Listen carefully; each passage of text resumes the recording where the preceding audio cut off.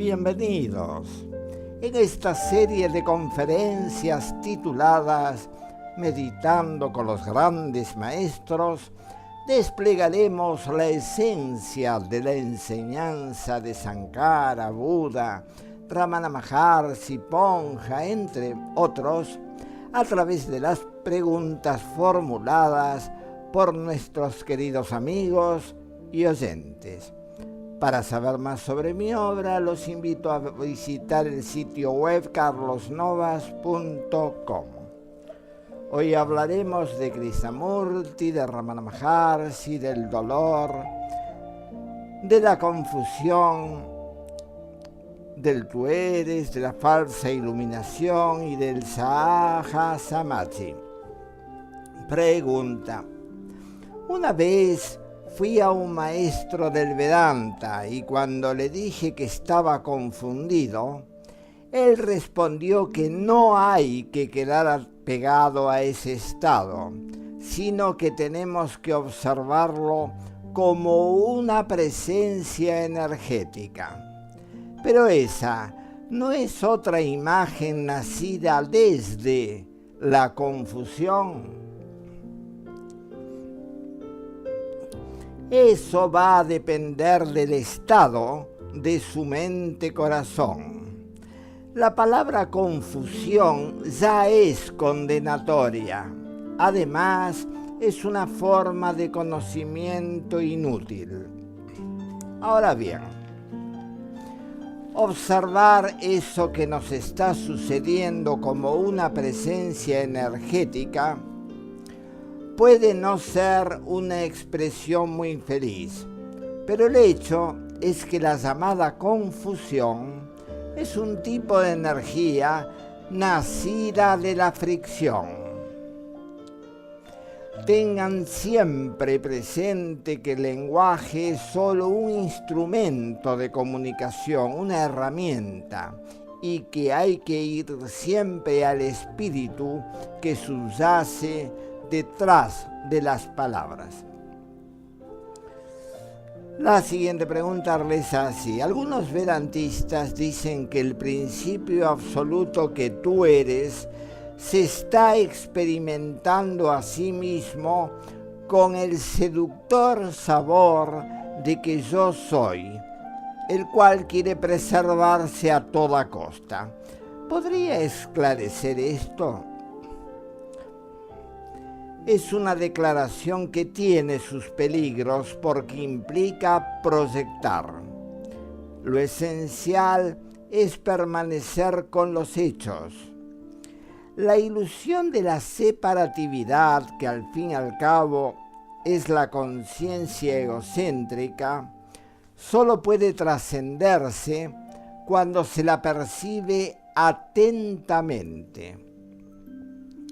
Decir mecánicamente que uno es el principio absoluto se ha dicho por siglos, el famoso tú eres eso, pero no nos sirvió de mucho. Además, lo absoluto no necesita de nada ni de ninguna experiencia y por supuesto de nadie, porque de lo contrario no sería tal. Por eso no coincide con los que dicen que el gozo más elevado del ser es contemplarse a sí mismo y que a los dioses les encanta hacer eso. ¿Cómo lo saben? La próxima pregunta dice así. Afirman que Ramana Maharshi con sus palabras no apuntaba hacia algo, sino que era un mero espejo que mostraba lo que es. Pero al usar palabras, ¿no lo estaba ya empañando? Hay palabras que florecen desde el silencio y otras que son la expresión del ruido psicológico. A mí me parece que Ramana Maharshi hacía lo que podía con los instrumentos que disponía. Pero al igual que Buda, Krishnamurti y otros, era un verdadero gran maestro. Las palabras nacidas desde la claridad no pueden describir lo indescriptible, pero al dar vueltas en torno a la verdad, señalan hacia el vacío y el silencio, y en ese sentido son un verdadero espejo. Pregunta: ¿es cierto que a través de la tradicional pregunta ¿quién soy yo? Nos damos cuenta que el yo es la mente y no la conciencia? A mí esto me resulta muy confuso, porque no veo entre ambas ninguna diferencia. ¿No le parece que tengo razón? A veces los maestros del Vedanta no son muy claros en su forma de expresión. Por eso nosotros en estas conferencias usamos palabras diferentes que fueron muy pulidas. Krishnamurti decía que cuando preguntamos ¿quién soy yo?, tenemos que interrogarnos también por quién es el que formula esa pregunta, porque así el interrogador pasa a ser lo interrogado. Por lo demás, el yo forma la mente egocéntrica y la conciencia fragmentada. Por eso Krishnamurti predicaba que cuando es trascendido a través de su comprensión, florece una conciencia completamente diferente, que es no dualística y que forma parte de la mente cósmica. Porque al fin y al cabo cosmos significa orden. En cambio, la mente egocéntrica es en sí caótica. Y vaya que lo es. Si no, miren a su alrededor. Pregunta: ¿por qué algunos de los que asisten a reuniones espirituales se sienten iluminados? Cuando se vivencia la verdad, ella no dice esas cosas, porque sería como afirmar que uno sabe. Y esa es la prueba irrefutable de que una persona es ignorante. A los seres humanos les gusta tener una imagen de sí mismos. También les agrada ser alguien. Un iluminado, un empresario, ustedes ya conocen todo el circo miserable de la condición humana. Pero solo cuando moramos en el vacío inmensurable, trascendemos los símbolos, palabras e imágenes que perpetúan la oscuridad. La siguiente pregunta reza así: hay sabios que afirman que deberíamos preguntarnos qué es aquello, con mayúsculas, que no es un suceso ni un fenómeno más. Pero no puedo evitar que surja una respuesta condicionada. ¿Qué podría decir de esto? ¿Y si no dijera nada y solo permaneciera en silencio?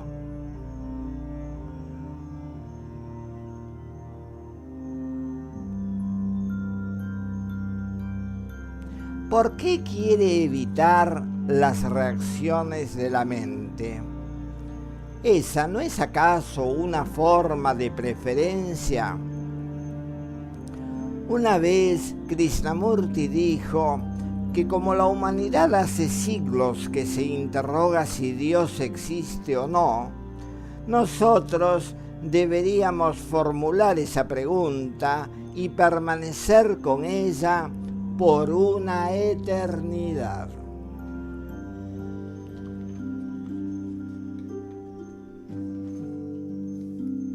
La mente condicionada es lo conocido. Por eso, formularse este tipo de interrogantes de algún modo implica dar un salto a lo desconocido. De esta forma, los ruidos periféricos no pueden afectar el silencio atemporal. La negación de los pensamientos y sensaciones a través de su profunda comprensión ya es un estado trascendente.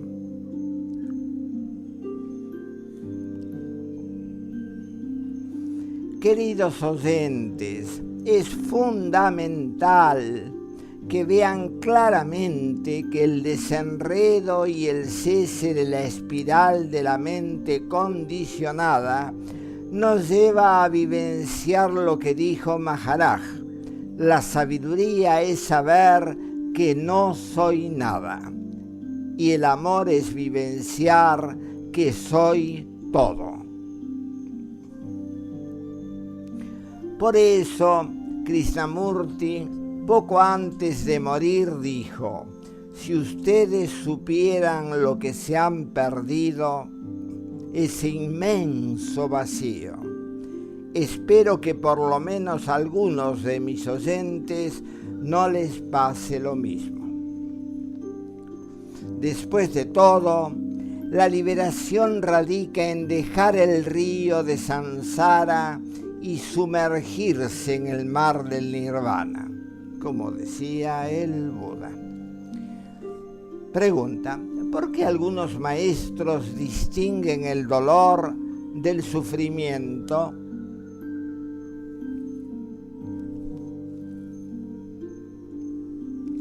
Nosotros generalmente utilizamos ambos términos como equivalentes, pero la diferencia que ellos tratan de hacer se basa en lo siguiente. ¿Se acuerdan cuáles son las 3 señales de la impermanencia de las que hablaba el Buda? Desde el momento en que tenemos un cuerpo, existirá la enfermedad, la vejez y la muerte. Y Krishnamurti también decía que todo pasa por las penurias de la existencia. En cambio, para Moji, sufrir es algo psicológico que no puede separarse del yo. El Buda seguía la misma línea, por supuesto, y la siguiente pregunta dice así: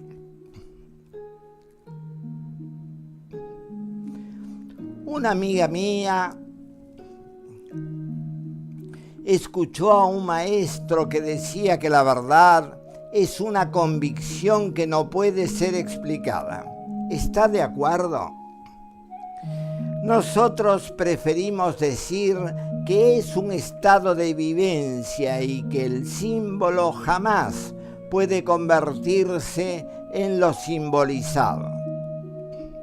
La palabra convicción no me agrada. Zaratustra afirmaba que las convicciones son prisiones. Al igual que las creencias, se relacionan mucho con los estados condicionados de conciencia. Lo que sí es cierto es que la verdad trasciende las palabras. Pero Krishnamurti decía que tiene que expresarse hasta cierto punto a través de ellas. Esto es lo que estamos haciendo juntos en estas conferencias, o al menos eso es lo que creo humildemente.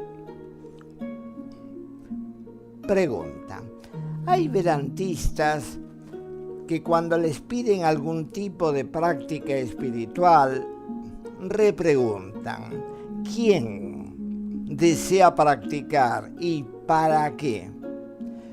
Y al decirle, entonces solo hay que esperar que nos llegue la verdad, entonces ellos interrogan a sus discípulos diciéndoles, ¿quién es el que espera?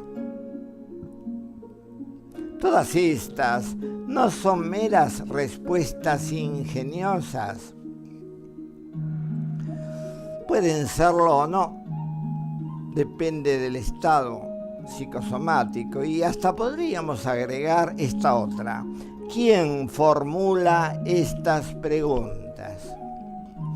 Lo esencial es que la mente penetre dentro de sí misma a una gran profundidad.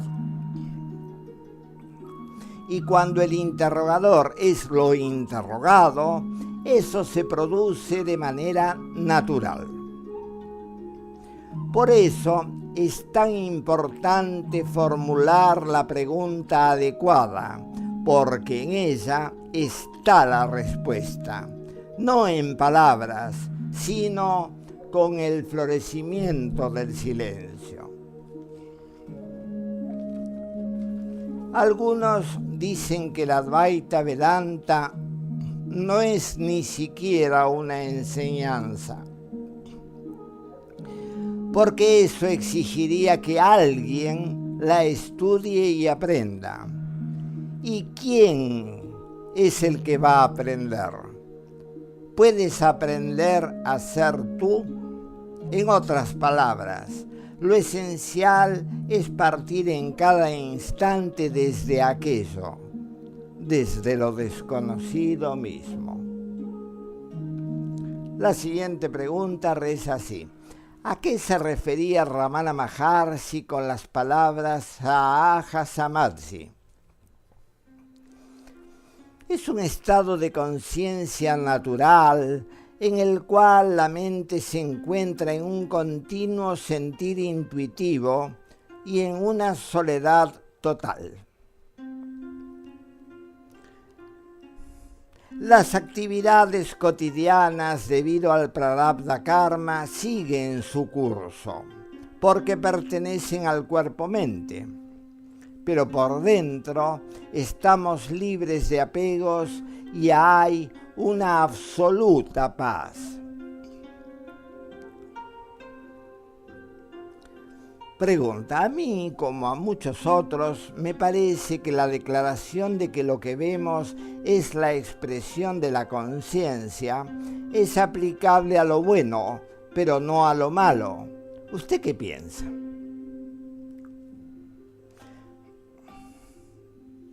La conciencia fragmentada surge debido a la identificación con el cuerpo-mente. Desde ahí provienen las dualidades, los opuestos, las sensaciones y las experiencias dolorosas o placenteras. En cambio, la conciencia holística se encuentra más allá de todo eso. Lo bueno, entre comillas, y lo malo, entre comillas, como engendros de la mente, son formas de preferencia egocéntrica. Por eso Moji decía que la conciencia cósmica, para diferenciarla de la otra, no es un chico bueno, entre comillas. Es un campo inmensurable, creativo y divino, donde se desarrolla el drama cósmico.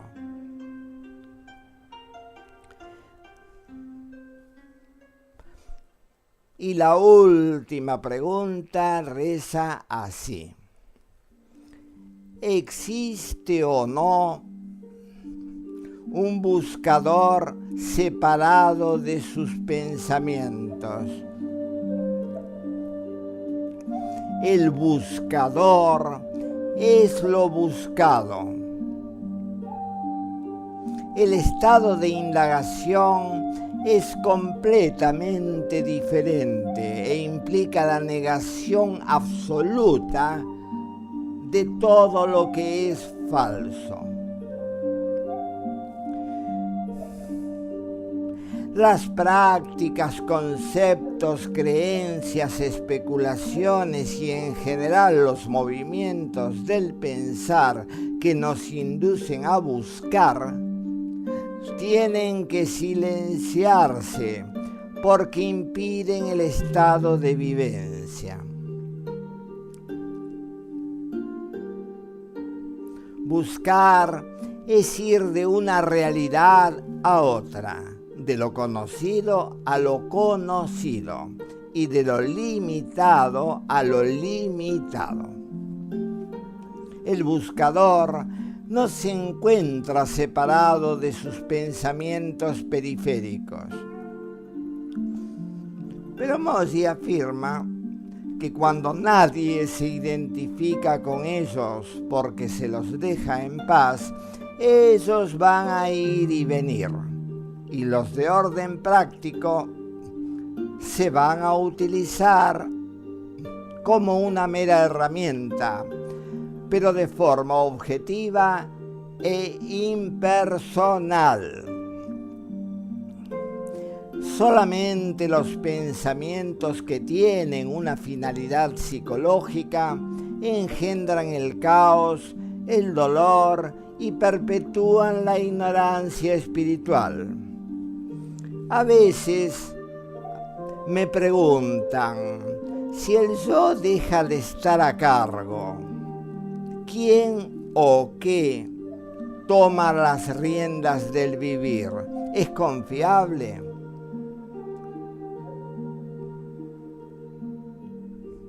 Estos interrogantes no surgen cuando existe claridad,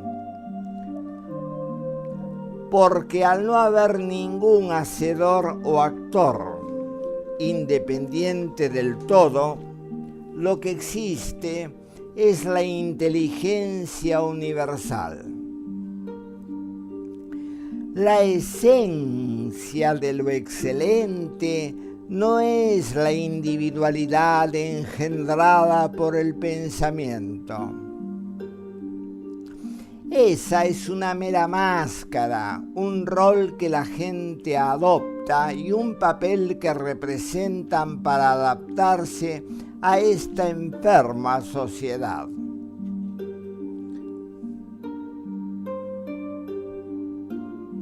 La liberación implica darse cuenta que cuando somos un mero testigo imparcial del odio, del orgullo, de la atracción, de la repulsión, de los sueños, de las aspiraciones psicológicas y de toda forma de fricción de la energía, florece un sereno desapego y un estado de conciencia que es como el más puro cristal.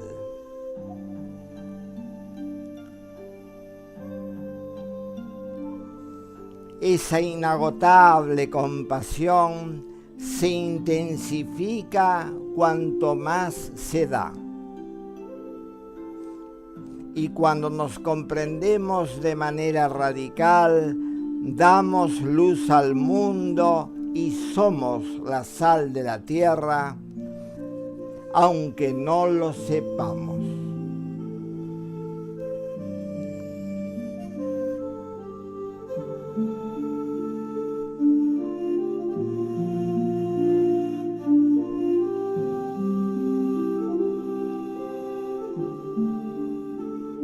Es mejor encender una vela que maldecir la oscuridad.